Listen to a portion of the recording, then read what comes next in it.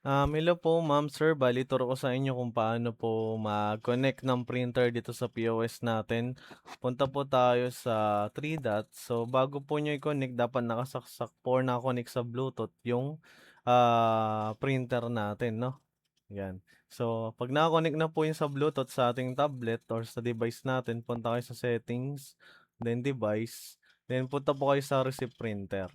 So ito kung naka-disable 'to, enable niyo po siya, then, itong connection, click niyo po 'yan, hanapin niyo po yung Bluetooth.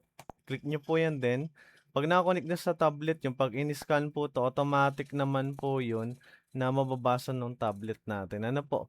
Then once na mag-connect po yun, save niyo lang po siya, then try niyo na po mag-test print, ano po, 'yan. So gano'n lang naman po mga ma'am. So try nyo lang po 'yun para mas malaman natin kung connected ba. Kasi 'pag open and close yung printer natin may lalabas po dito na, che-checkan niyo na small box, 3 beses po 'yun, then okay nyo lang po 'no. So 'yun lang naman po, thank you po.